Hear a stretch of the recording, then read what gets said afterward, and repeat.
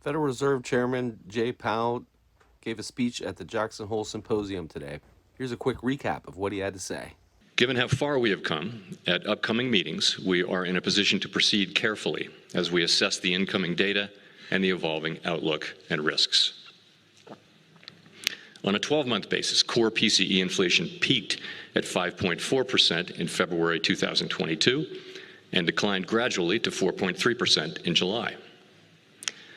The lower monthly readings for core inflation in June and July were welcome, but 2 months of good data are only the beginning of what it will take to build confidence that inflation is moving down sustainably toward our goal.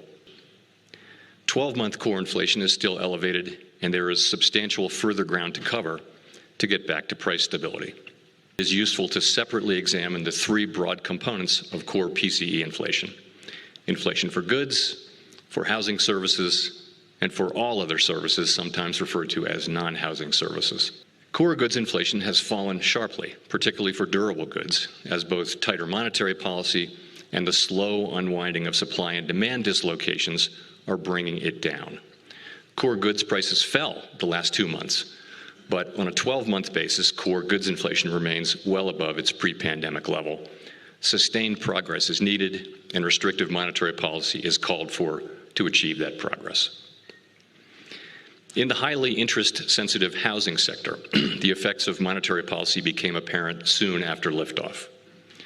Mortgage rates doubled over the course of 2022, causing housing starts and sales to fall and house price growth to plummet. Growth in market rents soon peaked and then steadily declined.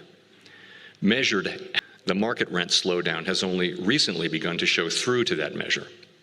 The slowing growth in rents for new leases over roughly the past year can be thought of as in the pipeline and will affect measured housing services inflation over the coming year. The final category, non-housing services, accounts for over half of the core PCE index and includes a broad range of services, such as healthcare, food services, transportation, and accommodations. 12-month inflation in this sector has moved sideways since liftoff. Inflation measured over the past 3 and 6 months has declined, however, which is encouraging. Given the size of this sector, some further progress here will be essential in restoring price stability. Over time, restrictive monetary policy will help bring aggregate supply and demand back into better balance, reducing inflationary pressures in this key sector. Getting inflation sustainably back down to 2% is expected to require a period of below-trend economic growth, as well as some softening in labor market conditions. Beyond changes in interest rates, bank lending standards have tightened and loan growth has slowed sharply. Such a tightening of broad financial conditions typically contributes to a slowing in the growth of economic activity, and there is evidence of that in this cycle as well. But we are attentive to signs that the economy may not be cooling as expected. So far this year, GDP growth has come in above expectations and above its longer-run trend. And recent readings on consumer spending have been especially robust. In addition, after decelerating sharply over the past 18 months, the housing sector is showing signs of picking back up. Additional evidence of persistently above-trend growth could put further progress on inflation at risk and could warrant further tightening of monetary policy.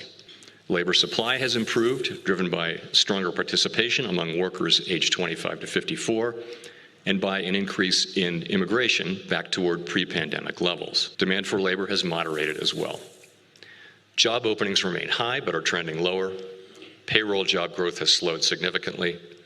Total hours worked has been flat over the past 6 months, and the average work week has declined to the lower end of its pre-pandemic range, reflecting a gradual normalization in labor market conditions. 2% is and will remain our inflation target. We are committed to achieving and sustaining a stance of monetary policy that is sufficiently restrictive to bring inflation down to that level over time. It is challenging, of course, to know in real time when such a stance has been achieved. We see the current stance of policy as restrictive, putting downward pressure on economic activity, hiring, and inflation. But we cannot identify with certainty the neutral rate of interest, and thus there is always uncertainty about the precise level of monetary policy restraint. That assessment is further complicated by uncertainty about the duration of the lags with which monetary tightening affects economic activity and especially inflation. Beyond these traditional sources of policy uncertainty, the supply and demand dislocations unique to this cycle raise further complications through their effects on inflation and labor market dynamics. These uncertainties, both old and new, complicate our task of balancing the risk of tightening monetary policy too much against the risk of tightening too little. At upcoming meetings, we will assess our progress based on the totality of the data and the evolving outlook and risks.